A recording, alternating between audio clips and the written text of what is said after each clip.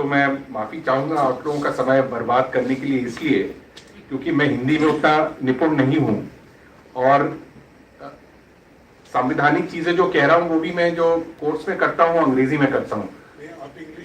English में भी बोलूंगा, लेकिन कोशिश करता रहूंगा मैं मिक्स। प्लीज उसका मुझे माफ कर दीजिए। हाँ, ये अच्छी बोल रहे हैं।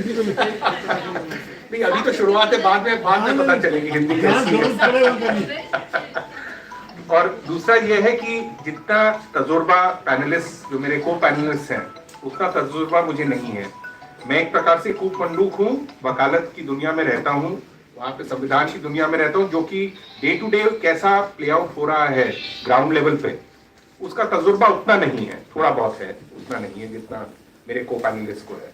तो इसीलिए मैंने जो ये जो सईदा जी अभी कह रही थी कि how do we cherish the constitution, आप अगर कॉन्स्टिट्यूशन विजन ले लें वो आपके प्रियम्बल में स्थित है और उसको आप चेरिश कैसे करें, वो ऐसी मतलब अभी अगर आप देखें तो वो बड़ा लंबा चौड़ा सा दिखता है।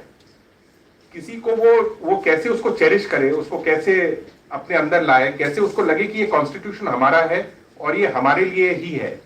हमारे डे टू डे लाइफ में कॉन्स्टिट्यूशनल वैल्यूज कितना महत्व रखते हैं, ये एहसास और ये अवेयरनेस ये कैसे बढ़ाया जाए। तो इसमें जब मैंने प्रियम्बल को पढ़ा तो एक वर्ड, एक शब्द जो सामने आया और जिस पर ज्यादा चर्चा वकालत में भी नहीं हुई है, केसेस में नहीं हुई है, और अब रोहिंटन नारिमन जी जिनका आप नाम सुने होंगे, अभी रिसेंटली गुजरात गए हुए थे, वहां जाके उन्होंने ये बीबीसी के बैन को भी अटैक किया। वन ऑफ द ब्राइटेस्ट जजेस and lawyers in the supreme court, और उन्होंने ये कहा कि फ्रेटर्निटी, भाईचारा का जो कॉन्सेप्ट है उस पर ज्यादा डिस्कशन हुआ नहीं है और अब समय आ गया है उसको ज्यादा डिस्कस करने का, और जितना आप उस पर अमल करेंगे उससे क्रिएटिव सॉल्यूशंस निकलेंगे। तो मैंने भाईचारा जो फ्रेटर्निटी है उसका हिस्ट्री में कॉन्स्टिट्यूशन में कैसे इंट्रोडक्शन किया गया, इसको मैंने थोड़ा सा देखा और इसमें दो तीन इंटरेस्टिंग चीजें नजर आती हैं। एक तो इसका जो फ्रेटर्निटी है इसका ओरिजिन रिलीजियस है, कहीं पे भी आप देख लें इसका ओरिजिन रिलीजियस है, और क्योंकि इसका ओरिजिन रिलीजियस है तो आज के दिन में जो पोलराइजेशन हो रहा है, जो इतने अटैक चल रहे हैं, उसी रिलीजन को यूज करके उसको न्यूट्रलाइज करना है। तो ये जो जहर निकालने की बात है, हर रिलीजन में भाईचारे का कॉन्सेप्ट है, हर रिलीजन में ये बताया गया है कि सबको अपने भाई की तरह ट्रीट करना चाहिए, और उसी रास्ते से जो फ्रेटर्निटी है जिसका ये बेसिस है, और जो मैं कॉन्स्टिट्यूशन असेंबली डिबेट से भी कुछ एक्सट्रैक्ट्स बताऊंगा जो ये बताते हैं कि इसका जो अंबेडकर जी भी थे वो भी समझते थे इसका ओरिजिन रिलीजियस है, और क्योंकि इसका रिलीजियस ओरिजिन है ये शायद एक ढाल है जिसको हम लोग यूज कर सकते हैं अपने स्ट्रैटेजी में। इसका मिसयूज भी हो सकता है, ऐसा नहीं है कि मिसयूज नहीं होगा, लेकिन हर चीज का मिसयूज होता है। अगर आप देखें इक्वालिटी की बात करें, अब आप देखिए 370 जो हटा दिया गया, अब लोग बोल रहे हैं वो एक किसी स्टेट को, मैं बल्कि उस केस में भी मैं अपेयर हो रहा हूं, एक किसी स्टेट को एक स्पेशल दर्जा क्यों दिया जाए। लेकिन लोगों को अगर हिस्ट्री पढ़ी हो, उन्होंने इतिहास पढ़ा हो, तो देखिए किस बेसिस पर जम्मू एंड कश्मीर इंटीग्रेट हुआ था, और आप कितनी बड़ी गलती कर रहे हैं इस प्रकार से 370 को एब्रोगेट करके। अनकॉन्स्टिट्यूशनल है, जिस पर हम लोग बहस भी कर रहे हैं, बट अनफॉर्चुनेटली अभी वो मैटर आया नहीं है सामने। तो हर कहने का मतलब है क्योंकि इसमें रिलीजियस एंगल है, इसमें रिलीजियस एलिमेंट है, उससे हमें इंगेज करना पड़ेगा और उससे क्रिएटिवली हमें आगे बढ़ना पड़ेगा, जिससे कि कॉन्स्टिट्यूशन लोगों को जो रिलीजियस माइंडेड भी उनको लगे कि कॉन्स्टिट्यूशन उनका है। तो अब जो इंट्रोडक्शन जो हुआ था इसका फ्रेटर्निटी का, उसका मैं पहले तो जैसे हम कह रहे हैं कि कॉन्स्टिट्यूएंट असेंबली डिबेट्स हुए थे संविधान को बनाने के लिए, और उससे पहले ऑफकोर्स गांधी जी के जो मूवमेंट था वो रिलीजन पर बेस्ड था। शाम को जो सभा होती थी, प्रार्थना सभा होती थी, सब मजहबों और सब रिलीजन्स का ध्यान दिया जाता था। तो वो भाईचारे का जो भाव था, जो हालांकि कभी वर्ड फ्रेटर्निटी यूज नहीं किया गया, वो उस समय था मूवमेंट। अब जब कॉन्स्टिट्यूएंट असेंबली डिबेट्स की बात हुई तो अगर आप देखेंगे कांग्रेस का जो रेजोल्यूशन था पूर्ण स्वराज का 1930 का, नेहरू जी का जो ऑब्जेक्टिव्स रेजोल्यूशन था, उसके बाद आपके ऑल्टरनेटिव, जब ये कॉन्स्टिट्यूशन ये संविधान को क्रिएट करने के लिए जो डिबेट्स चल रहे थे, उस समय ऑल्टरनेटिव कॉन्स्टिट्यूशंस भी बन रहे थे।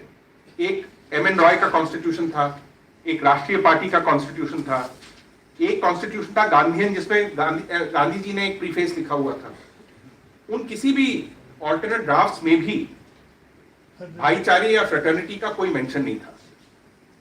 इसको अगर पहली बार संविधान के डिबेट में इंट्रोड्यूस किया गया तो वो अंबेडकर जी ने किया 1948 में, जब उन्होंने अपनी स्पीच दी और उन्होंने पहली बार ये वर्ड फ्रेटर्निटी निकाला। और उसमें लिखा हुआ है, और मैं अंग्रेजी में ये पढ़ूंगा, the reason for this introduction is clear from the note which Ambedkar enclosed with the drafting committee's report. जैसे आप जानते हैं संविधान की ड्राफ्टिंग के लिए अलग अलग कमिटीज बनी थी, ड्राफ्टिंग कमिटी थी, तो उसमें उन्होंने एक नोट इंट्रोड्यूस किया और उसमें लिखा था, the committee has added a clause about fraternity in the preamble, although it does not occur in the objectives resolution.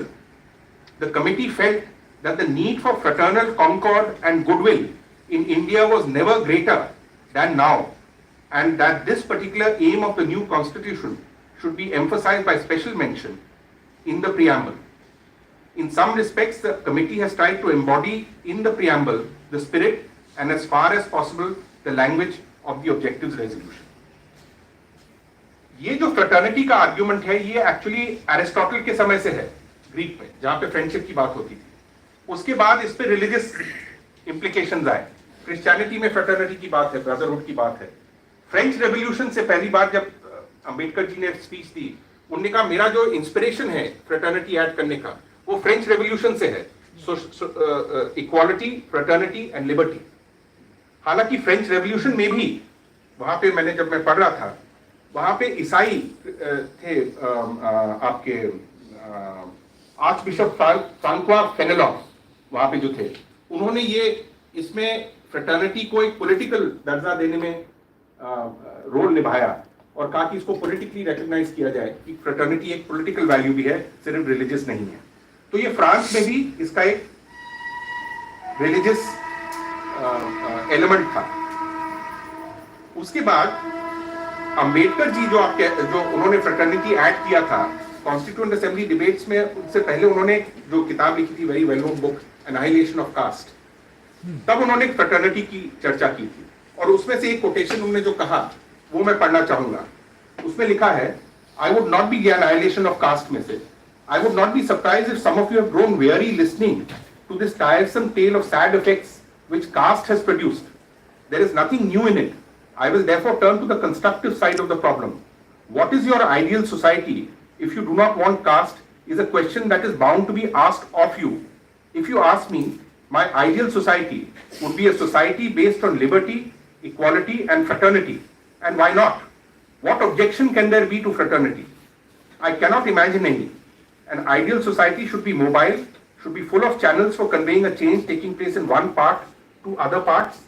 In an ideal society, there should be many interests consciously communicated and shared. There should be varied and free points of contact with other modes of association. In other words, there must be social endosmosis. This is fraternity, which is only another name for democracy. Democracy is not merely a form of government. It is primarily a mode of associated living, of conjoined communicated experience. It is essentially an attitude of respect and reverence towards fellow men, which today is lacking, जैसे जो मेरे को तो बल्कि emphasise करने की जरूरत नहीं है, जो बताया। तो उन्होंने ये अपने एनाहिलेशन ऑफ कास्ट में अंबेडकर साहब ने इस बात का रेफरेंस दिया था। लेकिन 1954 में जब संविधान फोर्स में आ चुका था, उन्होंने एक ऑल इंडिया रेडियो में एक स्पीच दी और जब उन्होंने ऑल इंडिया रेडियो में 1954 में स्पीच दिया, उन्होंने ये कहा, My social philosophy may be enshrined in 3 words: liberty, equality, and fraternity. Let no one, however, say that I have borrowed my philosophy from the French Revolution. ये पहली बार वो कह रहे हैं कि फ्रेंच रेवोल्यूशन से मैंने बोरो नहीं किया। I have not. My philosophy has roots in religion and not in political science. I have derived them from the teachings of my master, the Buddha. तो उन्होंने फ्रेटर्निटी को एंकर किया बुद्धिज्म के अंदर। बल्कि अंबेडकर ऑल्दो एंटी कास्ट उनका जो था वो तो of course is well known, but what I am saying is he talked about Brahmaism. उन्होंने कहा कि अनफॉर्चुनेटली ब्राह्मणिज्म ने हावी हो गया है, but actually what should have been relevant in India was Brahmaism. And what is Brahmaism? वो उन्होंने उपनिषद से कॉन्सेप्ट निकाला, तत्वमसि, I am that, you are God, Vedantic principles जो हैं, तो उन्होंने उस पर भी अमल किया कि कहा कि it is something called Brahmaism. I wish that is something which was there, because that promotes, if you say that everyone is God, everyone is equal, there is brotherhood automatically coming out of it. तो उन्होंने कहा इसके बजाय what happened was कि Brahminism took over. तो उन्होंने ये कहा कि this in Upanishads, and he said that this is one of the areas also apart from Buddhist religion.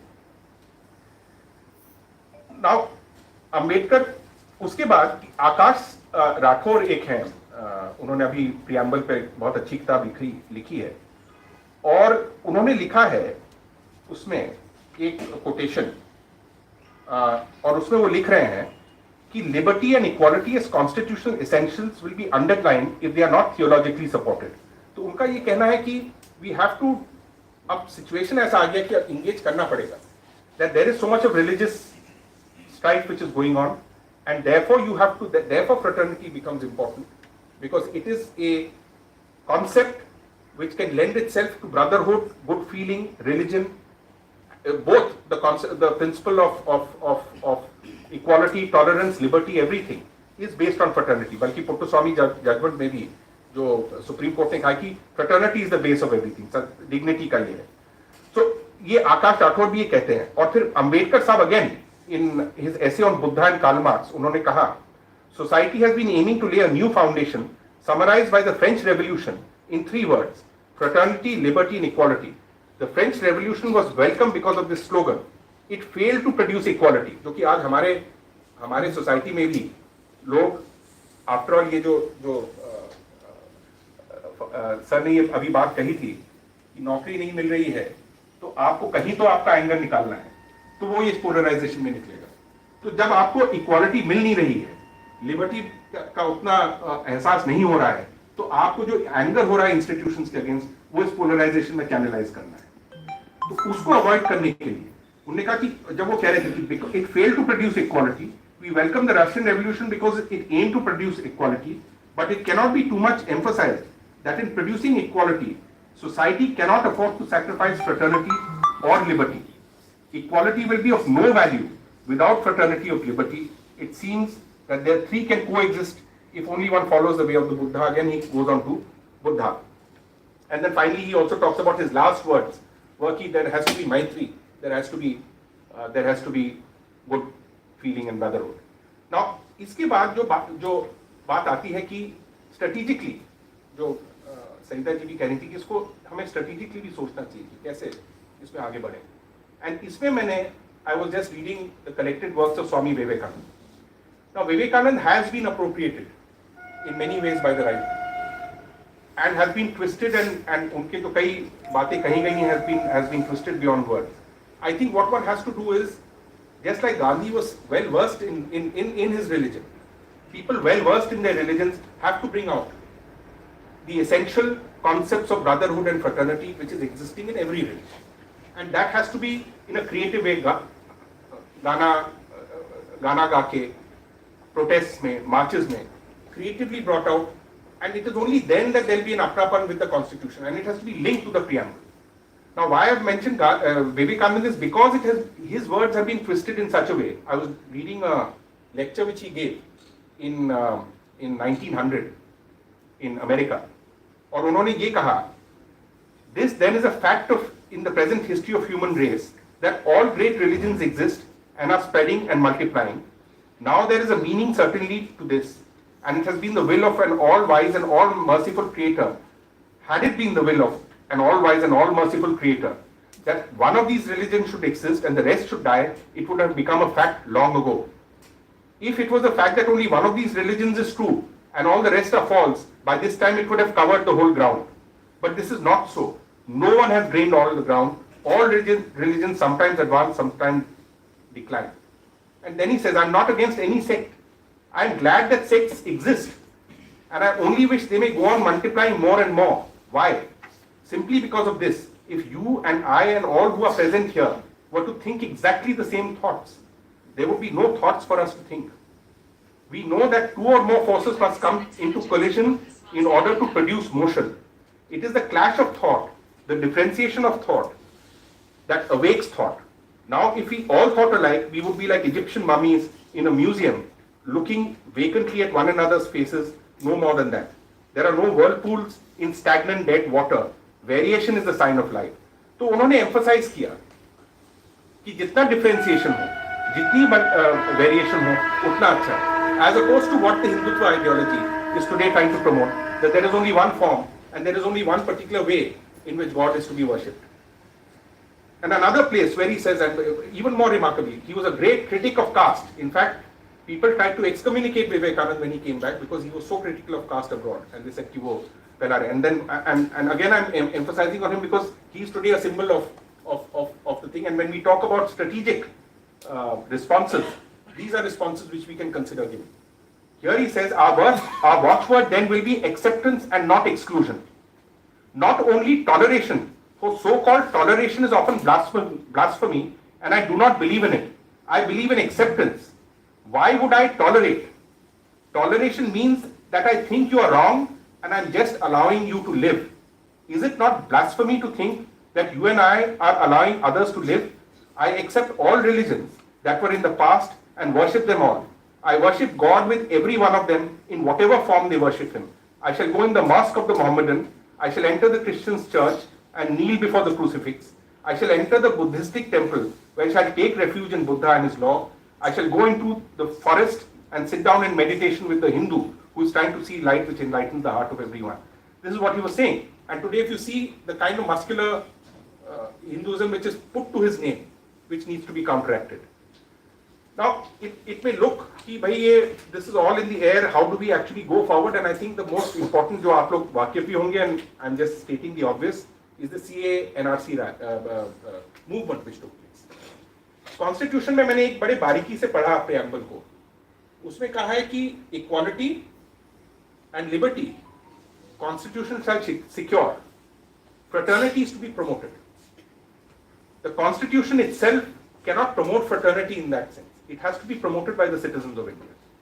And I think that's what the founding forefathers also had this in mind, that this promotion will have to be done at each level everywhere. And one of the places where it did work, as we saw, was in the CA NRC protests, when the preamble was read out everywhere. And the might of the government could not shake it. It took something of the proportion of a COVID pandemic to disrupt that movement and that flow which was there. Today, I mean, if we look at the Bharat Jodo Yatra, the refrain was not that you want to win votes, but to say that there are enough people today who believe in this brotherhood and thing which is there. So finally, I'd like to say, end by saying that जो preamble है, वो interpret किया गया है Supreme Court में कि it is part of the basic structure of the Constitution. And fraternity, if we have to look at it, it is amazing. It is a basic structure of our society. We have to understand that. It has a mix of both emotional and abstract capacities. We have to strategically utilize it and build it up. Thank you very much.